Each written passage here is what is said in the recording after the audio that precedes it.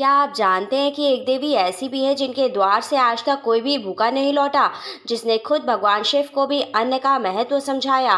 काशी की गलियों से उठी वो ममता की गूंज आज भी लाखों लोगों की भूख मिटा रही है। लेकिन जब माता पार्वती भगवान शिव से रूठकर अंतर ध्यान हो गई तो फिर कैसे यह पृथ्वी सूखने लगी और क्यों भूख से सभी लोग तड़पने लगे? आखिर वह क्या कारण था, जानेंगे अपने आज के वीडियो में। हेलो एवरीवन, मैं आकृति अग्रवाल आज आपके सामने एक नया वीडियो लेकर उपस्थित। अपने आज के वीडियो में हम जानेंगे कि आखिर क्यों माता पार्वती भगवान शिव से रूठ गई थी और उन्होंने मां अन्नपूर्णा का रूप धरा। तो चलिए बिना देर के वीडियो को शुरू करते हैं और जानते हैं इस बारे में डिटेल में।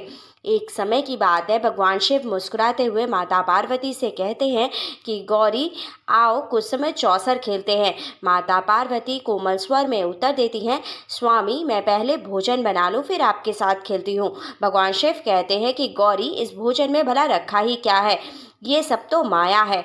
माता पार्वती शांत भाव से कहती है कि यदि आपको माया लगती है तो कोई बात नहीं, परंतु आपके गणों के लिए भोजन बनाना मेरा कर्तव्य है, इसलिए मैं पका कर आती हूँ, फिर हम चौसर खेलेंगे।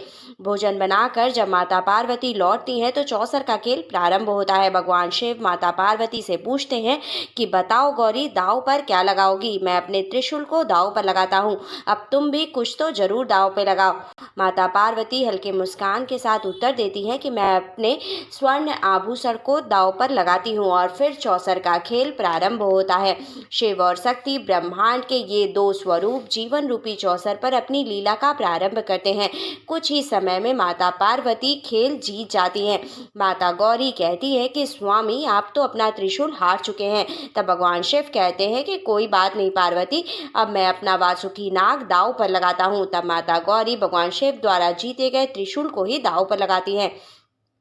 इस प्रकार एक के बाद एक भगवान शिव इस खेल में अपने हर दाव को हारते जाते हैं और माता पार्वती जीतती जाती हैं।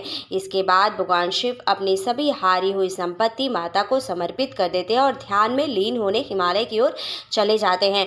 भगवान शिव मौन बैठे थे, उनकी मुद्रा में हल्की सी निराशा थी। तभी भगवान विष्णु समीप आए और बोले कि महादेव क्या हुआ आपको? तब भगवान शिव ने सभी बातें भगवान विष्णु को बताई।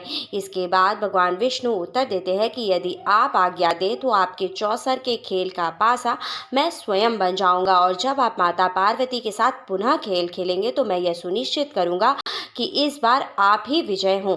इसके बाद भगवान शिव पुनः माता गौरी के पास जाते हैं और फिर से चौसर खेलने के लिए आग्रह करते हैं। खेल दोबारा से प्रारंभ होता है, चौसर पुनः बिछाया जाता है, परंतु इस बार कुछ अलग होता है। खेल के मध्य माता पार्वती की दृष्टि पासे पर स्थिर हो जाती है। उनके अंतर्मन को कोई न कोई संकेत जरूर मिलता है, मानो माया का आवरण हटने लगा हो। जब वह पासे को हाथ में लेकर तोड़ने का प्रयास करती हैं तभी एक दिव्य प्रकाश प्रकट होता है। रुको पार्वती, ये मैं हूँ, भगवान विष्णु। माता पार्वती गंभीर स्वर में कहती हैं, मुझे मालूम था आप दोनों मेरे साथ कोई न कोई लीला अवश्य ही कर रहे थे। स्वामी आप माया का प्रयोग स्वयं महामाया के विरुद्ध कर रहे हैं। भगवान शिव बोले, इस संसार में ऐसा क्या है जो माया नहीं? अतः सब कुछ माया ही तो है, लेकिन माया से जितना दूर रहा जाए उतना ही बेहतर है।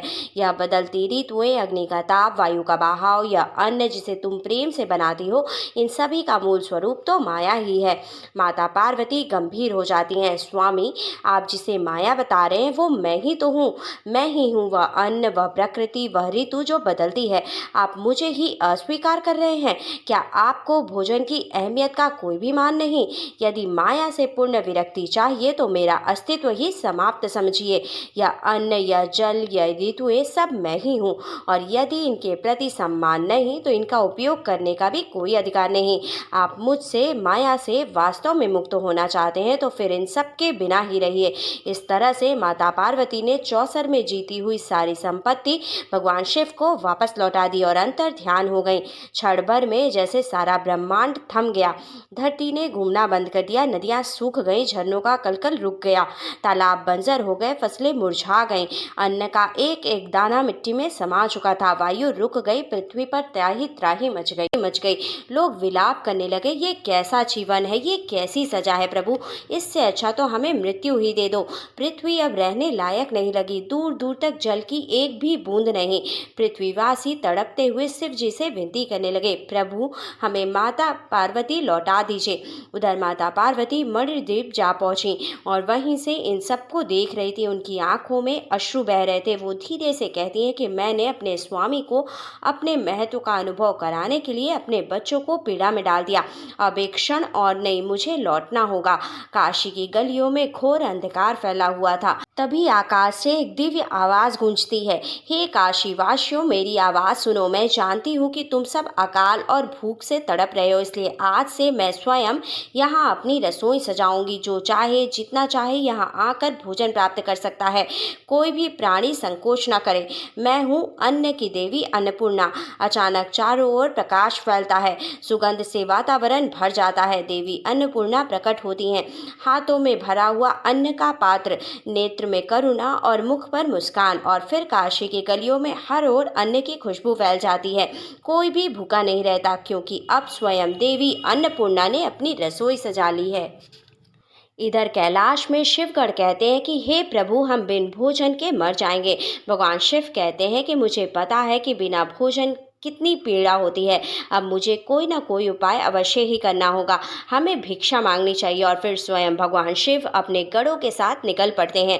दर दर जाकर भिक्षा मांगने लगते हैं। बहुत समय बीत जाता है। अंततः एक घर में थोड़ा सा अन्न मिलता है। शिव जी हाथ जोड़कर कहते हैं कि हे देवी, यह मेरे गढ़ों के लिए पर्याप्त नहीं है, कृपया कर थोड़ा और दीजिए।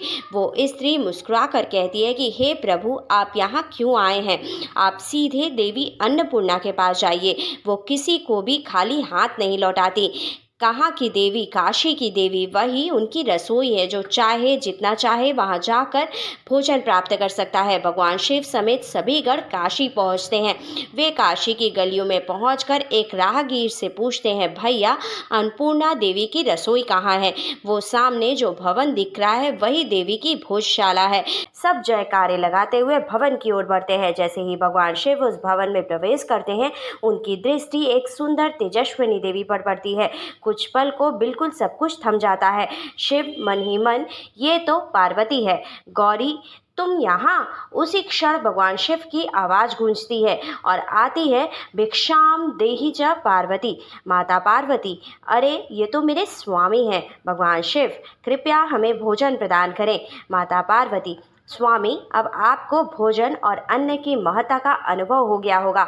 हाँ गौरी, अब मैं इसका मूल्य समझ चुका हूँ। अब आप अपने वचन अनुसार मुझे और मेरे गणों को यथेष्ट भोजन प्रदान करें।